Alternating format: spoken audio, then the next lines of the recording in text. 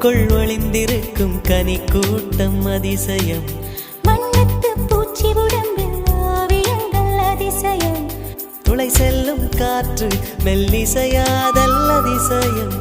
குருநாதர் இல்லாத குயில் பாட்டு அதிசயம். அதிசயமே அசந்து போகும் நீ எந்த அதிசயம். அஜுபா